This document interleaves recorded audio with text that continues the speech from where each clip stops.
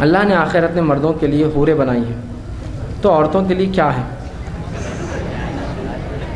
ضرور ضرور بتائیے. انہوں نے کہا میرے لیے ضروری کہ میں ضرور بتاؤں.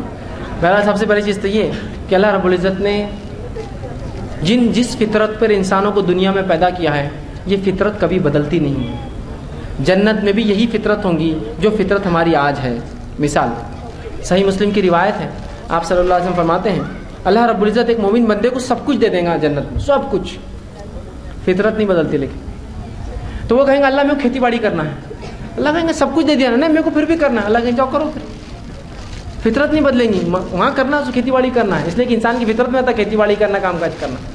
اللہ کہیں گے پھر سب کچھ تو دیا میں نے، تجھے کیا چاہیے؟ بولیں گے پھر بھی میرے کو کرنا ہے کھیتی. اللہ میں جاؤ کرو کھیتی کی، کوئی مسئلہ نہیں. مطلب بولنے کا مقصد یہ فطرت نہیں بدل رہی. یہاں کام کاج ہے تو وہاں بھی کریں گا، حالانکہ اس کو ضرورت نہیں، پھر بھی کریں گا. وہ سمجھ رہا. اللہ بھی بولے گا ٹھیک کوئی بات نہیں، کرو تو کوئی مسئلہ نہیں. اسی طرح جس فطرت پہ انسان یہاں پیدا وہی فطرت وہاں بھی رہیں گی. تو دنیا کے اندر ایک مرد ایک سے زیادہ سے نکاح کر سکتا ہے، ایک عورت نہیں. یہ فطرت وہاں بھی جائیں گی کہ جنت میں بھی ایک مرد ایک سے زیادہ بیویاں یا اس کو حوریں ہوں گی.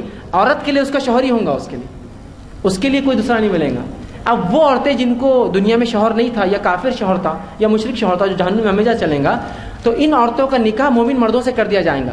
مور دین ون، ایک مومن سے 1 2 3 ایسے نکاح ہو جائیں گے. لیکن فطرت نہیں بدلیں گی. فطرت وہی ہے. عورت جو کہ دنیا میں ایک سے زیادہ مرد سے نکاح نہیں کر سکتی، جنت میں بھی ایک مرد کی 1 سے زیادہ بیویاں ہو سکتی، لیکن ایک بیوی کا 1 سے زیادہ شوہر نہیں ہوگا. تو وہاں وہ عورتیں جن کے شوہر کافر تھے، منافق تھے، جہنم میں ہمیشہ جلے، وہ عورتوں کا نکاح اللہ کر دیں گا مومن مردوں سے. اور مومنوں کو 4 کے لمٹ کراس ہو جائیں گے، لیکن وہاں 4 کا لمٹ نہیں رہیں گی. اب بیویوں کا میں نہیں جانتا ہوں، لیکن حوریں ان کو حدیث میں 72 بھی آتا ہے، کسی میں 70 بھی آتا ہے لفظ، اتنی بھی ملیں گی.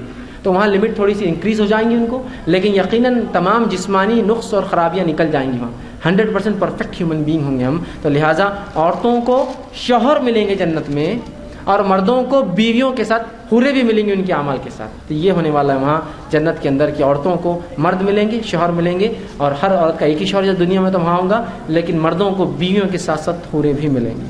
اس لیے کہ اللہ رب العزت نے جس فطرت پہ دنیا میں بنایا وہ فطرت وہاں بھی قائم ہوگی. جی